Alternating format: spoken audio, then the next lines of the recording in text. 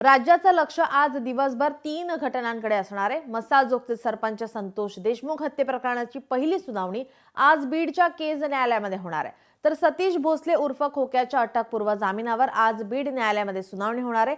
त्याचबरोबर इतिहासकार इंद्रजित सावंत धमकी प्रकरणी प्रशांत कोरटकरला कोल्हापूर न्यायालयामध्ये हजर राहण्याबाबतच्या याचिकेवर आज सुनावणी होणार आहे।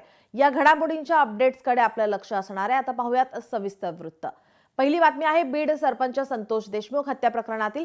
या प्रकरणी आता केज न्यायालयामध्ये सुनावणी होणार आहे। सरपंच हत्या प्रकरणाला 3 महिन्यांचा कालावधी उलटला आहे आणि या प्रकरणी मुख्य आरोपी असलेला कृष्णा आंधळे अद्याप फरारच आहे। आरोपी कृष्णा आंधळेचा शोध सुरूच आहे।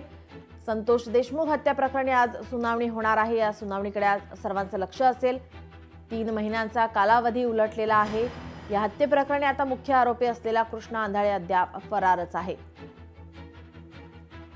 केज न्यायालयामध्ये आज सुनावणी होणार आहे। या सुनावणीकडे आता सर्वांचं लक्ष असेल। पहिली सुनावणी आहे आज 3 महत्त्वाच्या घडामोडी, त्यातील ही पहिली महत्त्वाची घडामोड संतोष देशमुख हत्या प्रकरणी केज न्यायालयामध्ये सुनावणी होणार आहे। सरपंच हत्या प्रकरणाला 3 महिन्यांचा कालावधी उलटला आहे। या हत्ये प्रकरणातला मुख्य आरोपी कृष्णा आंधळे हा अद्याप फरारच आहे। त्याचा शोध हा पोलिसांकडून घेतला जातोय।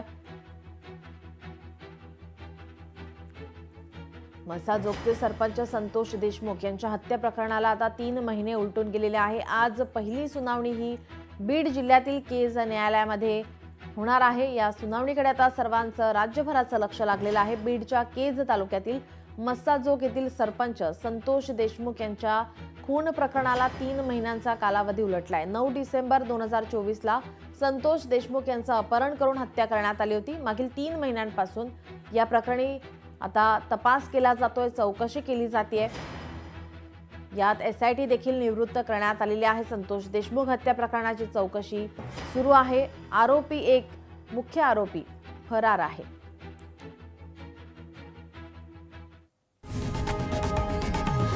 लोकशाही मराठी ऐका, पहा, जागरूक रहा।